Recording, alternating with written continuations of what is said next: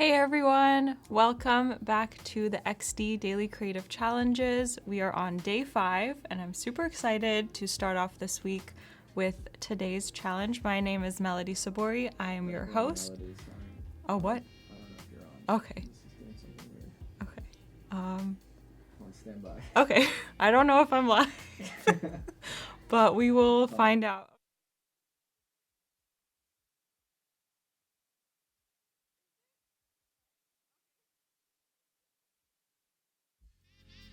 So that never happened. I'm just kidding. We had a slight technical difficulty.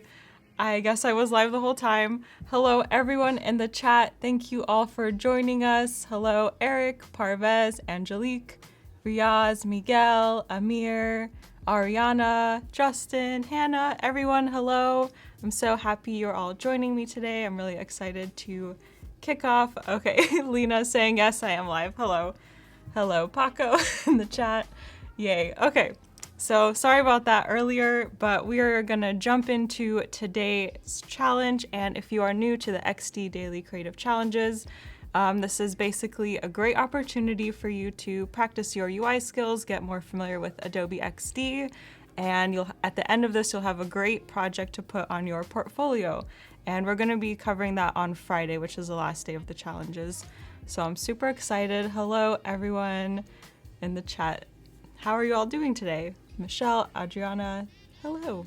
Okay, so if we switch over to my screen, I can give you an overview of the daily creative challenges. So if you head over to behance.net/challenge/XD, you'll be on this page.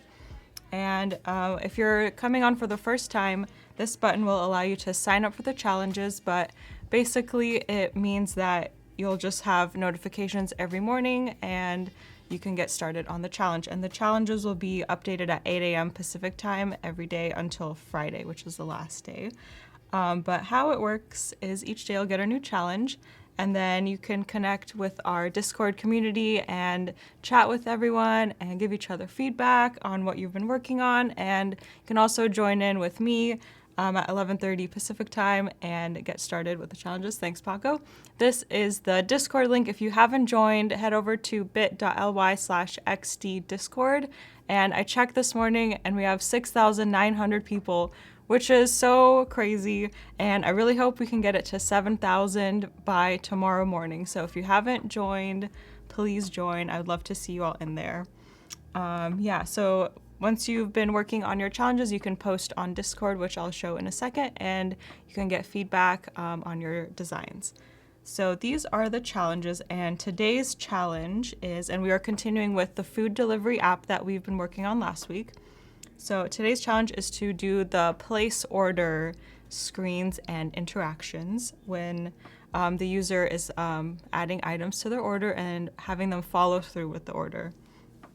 So we're gonna work on that today. And if you are just starting with today and you don't wanna go back and start all the way from the beginning, if you click on the Get Started link, you'll be able to download the XD file, and there should be a link with my files that I've been working on the live streams, and you can start from there if you don't wanna start from day 1, which is really nice. And then you can also download XD for free if you don't have it yet. And then also you can click here or go to the bit.ly/XD Discord to join our Discord, and let me head over there really fast. So this is our Discord channel. We have some great mentors. We have Chris Cannon, Peter Del Tondo, Tim, ExoPixel, and Howard Pinsky is also in there. And everyone, our community is so wonderful at giving feedback. It's really, really awesome to see. And so in the design feedback channel is where people are posting their challenges, and you can see people giving feedback, and it's really awesome. And there's some really great designs that I've seen and some really fun themes around food, which is really nice. So I hope that you all post what you've been working on into our Discord channel. And after me, there's going to be a UX live stream, and they're going to be reviewing your challenges. So if you get started on them, they can review it live for you during their stream. Okay, so let me open up XD. And so this challenge number 5 is what you'll get in the Get Started file for today. And I just have some inspiration screenshots of what other apps are doing right now, other food delivery apps. And something that I kind of wanted to touch on is something that I've noticed is a lot of apps will have those radio buttons, which are the circular buttons when you're selecting one to add to your cart. Oh, Tim's saying strategically avoided my last name. Sorry, Tim. I think Mobest? I don't know. I hope I'm pronouncing that right. But everyone knows you as Tim, so I just referred to you as Tim.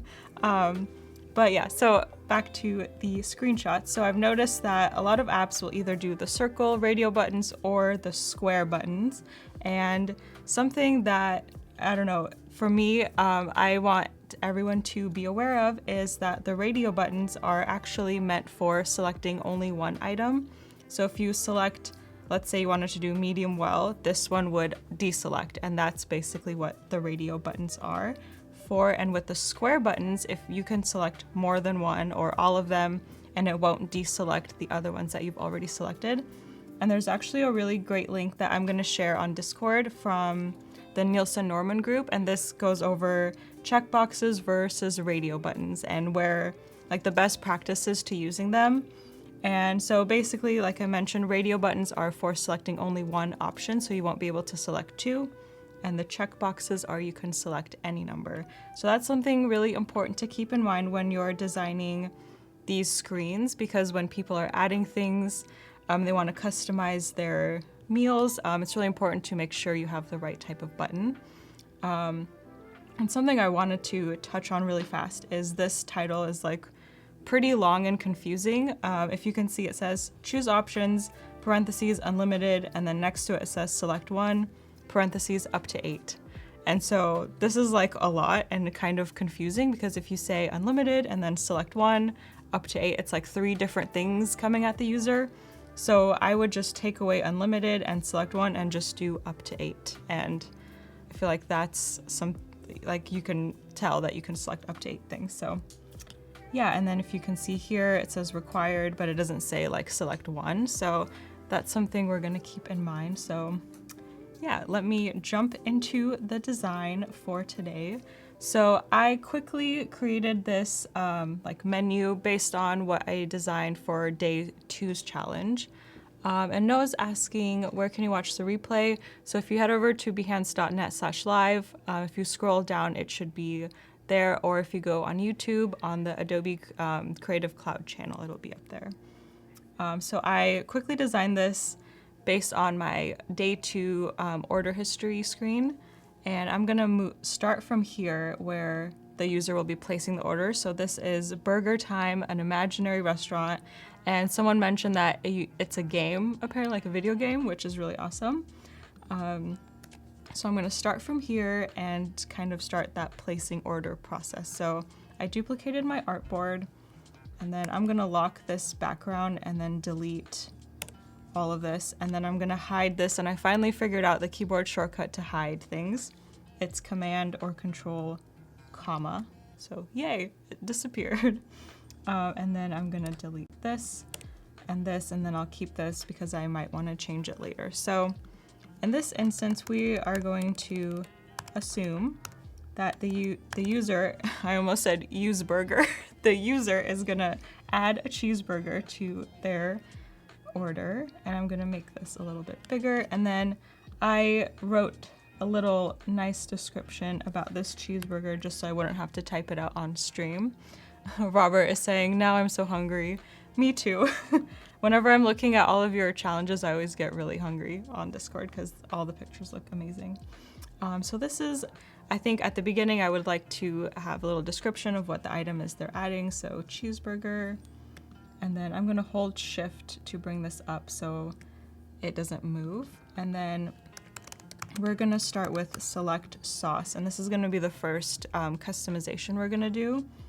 And then right next to it, I'm gonna write limit 1. I'm gonna make this a lot smaller.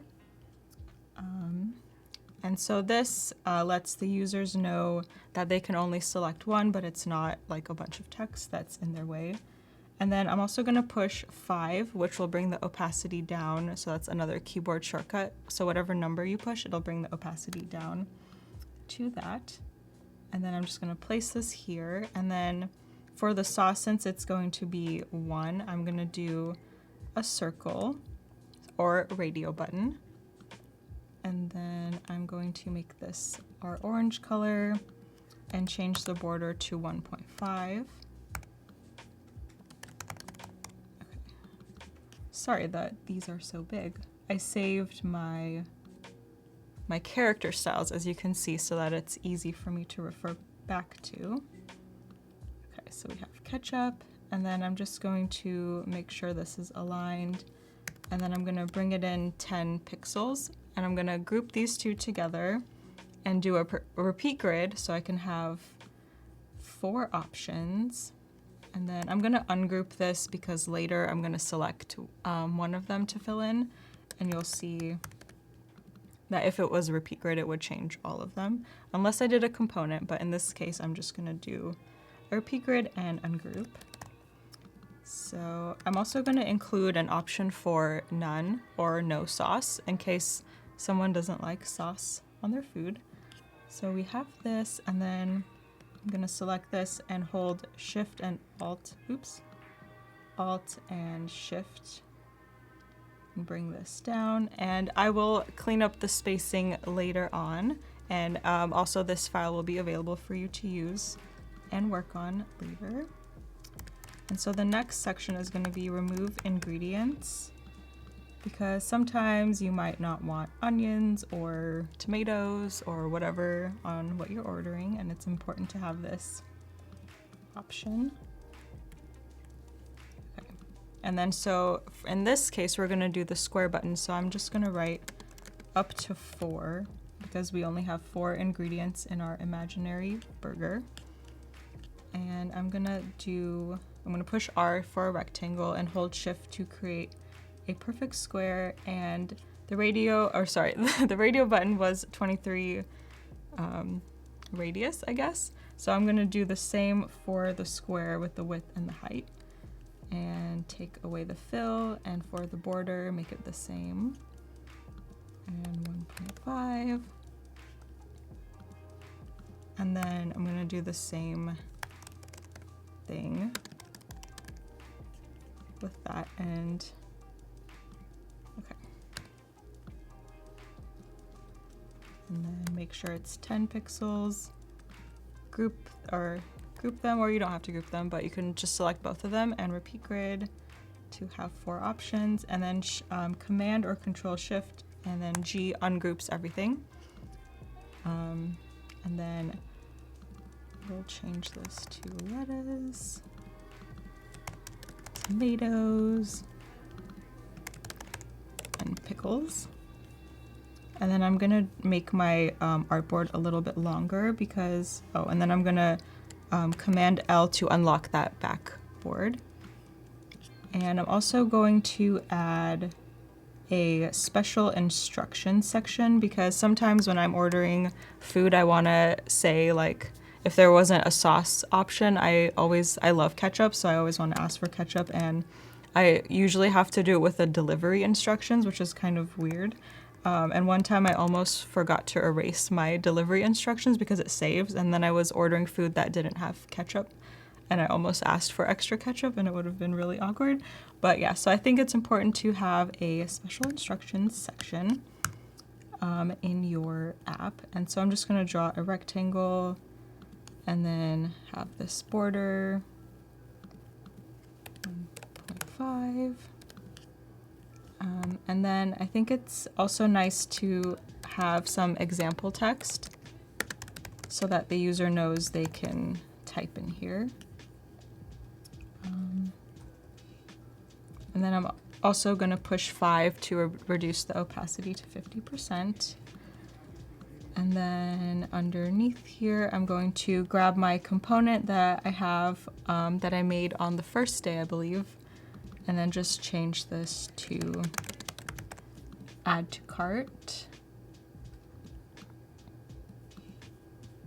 Okay. And then I'm going to duplicate this, and we're gonna do some auto animate to fill in the buttons. So on the first screen, we can have them, maybe they'll select mustard And so I'm just gonna fill this in with the orange color. And another thing that the Nielsen Norman Group article mentioned is that when you fill something in, it's also important to include the check mark so that the user knows that it's being selected. And so I'm just gonna make a check mark really fast using the pen tool. So I pushed P on my keyboard, and then I'm just drawing 3 lines, and then I'm pushing V to stop the pen tool. And I'm gonna change this to white, and then also do 1.5. Okay, that looks pretty good. And then I'm also gonna make this into a component so I can use it later. And then I'm gonna duplicate this again because I want the user to also remove tomatoes from their ingredients. And so we can do 2 artboards to have that animation effect be possible. And then I'm gonna fill this in and then drag over this component.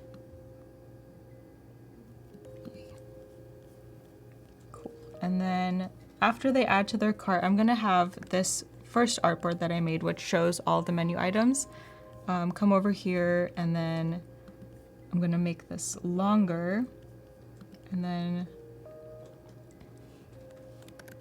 duplicate this over here, and then I'm gonna change the color, and oh, this is a little sneak peek of what's coming up in a second. I'm gonna change the color of the button to this dark black color that I have, just to indicate that there is something added to the cart. And you can also add those little like notification circles or add something to let the user know that they have food in their cart. View order. And then let's prototype this really fast. So on, on the first screen, the user is going to just tap on cheeseburger, which will bring them to this screen. And we'll do tap, and then I'm gonna do a transition actually, because there's so much text and there's not a lot of the same elements. So I'm just gonna do a transition, dissolve, and we can do 0.4 seconds. And then on this screen, we'll select mustard. Actually, I'm gonna remove that. And then bring it over here, and we'll do auto animate. And we'll do snap and 0.4. And then on tomatoes, we can bring it over here and do the same. And then on this artboard, we're gonna do add to cart, and we can do another transition over here. So let's see how this looks. Okay. And I have to bring back the menu because I hid it so that we could work on this. So let's select mustard and tomatoes, yay. And then add to cart, and then this is we're back to the menu. And if you can see, my menu at the bottom is like hiding, so I would have to bring that up on my layers, but I will do that later. So yeah, so we have this, and then this is what it's going to look like after, if you push view order. I just have this ready because it would have taken me way too long. And I basically just copied what I had on my order history like challenge day. So I have this, and then I'm going to prototype this. So once you click view order, it'll go to the screen, and I'm gonna do a slide up effect so we can see how that looks. Cool, so this is our order. And then the menu would be there, obviously. I think I might just bring this up on my layers panel. Okay, and then I want to do a quick confirmation success screen. And so what I'm gonna do is take this and duplicate it, and then something that I want to try is this hack that I learned from Sam Anderson when I was here last week when we had our stream. And so I'm going to first unlink the component and then ungroup. And so what he taught me is you can create a shape or turn the shape into a path by double clicking it and then moving 1 pixel to the right and 1 pixel to the left. So it remains the same shape, but it's still a path. So if you can see right here, it changed from a rectangle to a path. So we have this as a path, and then I'm going to create this little confirmation screen really fast. and add a nice drop shadow. And then what is going to happen is I'm gonna do like a check mark animation. Tim saying, Sam Anderson rocks. He does. He taught me a lot of nice XD hacks. And you can watch his replays on Behance as well if you are interested. And then I'm gonna do a nice green color here for the check mark. And then we can say, your order has been placed. And yay, okay. So I have a few minutes left, so I'm just gonna try to speed do this. So now that I have my circle, if you see it says ellipse, I'm gonna double click to make it into a path, and for it to stay a path, you have to move at least 1 pixel. So I'm gonna move once to the right and once to the left, and now it's back as a circle. But the path is 709, and if you remember on this one, it was path 708. So I'm gonna change the name of this to 708. And then I'll also add a button down here, but I don't have time to do that. So I'll add that later and share it. And then I'm gonna do another check mark really fast. And then make it a 5 width. And then, so what I wanna do here is animate the check. So to do that, we are going to do a mask. So I'm gonna draw a rectangle over this circle and check mark. And then if I go to my layers panel, I'm gonna hold shift and select the rectangle and the path, and then Command Shift M to mask with shape. And then now that I have this, I'm going to duplicate the whole artboard, and this is gonna be my finished state. So if I turn back over here, I want to open this mask up and select the rectangle, and I'm gonna drag this over, and if you can see, the check mark kind of erases. So I'm gonna move this over, and so the check mark is gone, and it's gonna animate with this effect. So I'm gonna go to prototype mode, and once you select place order, we will do auto animate. And then once they get to this screen, I'm gonna select the whole artboard so we can do a timed transition, because you can only do time from the whole artboard. So we'll do 0 delay, maybe we'll do 1 second. We'll try it, okay. I hope this works. So we'll scroll down, place order, yay, cool. So let's try that one more time. So the user is looking over their order, and there's also a back button in case they want to go back and change their order, and then they push place order, and then that button kind of morphs into the circle because I changed both of them into a path and then made them have the same name in both artboards, so it's able to animate. So yeah, let's watch that one more time because it's pretty fun, and you can kind of get the effect of changing colors, which is really nice, and then you can play around with making it a longer duration to make it more pronounced check. But yeah, you can have a lot of fun with this, and this file will be up. I'm just gonna tweak some things around, and then it'll be available on the Get Started file in the bit.ly link, and all my other days will be on there as well. So yeah, we are just about out of time, but I wanted to say thank you to everyone in the chat for joining me. Yay, thank you everyone. Alejandro, Ariana, Tatiana, Leanne, yay. I hope to see all of your designs in Discord. I will be in there all day today, so please share your designs and I'll give you feedback, as well as other mentors in there. I'm super excited, and if you stay tuned, we have an awesome UX live stream with Sharif and Gayatri, and they're gonna be looking over your designs towards the end of their stream, so get started on them. And yeah, I will see you all tomorrow at 11:30 a.m. Pacific time. Bye everyone.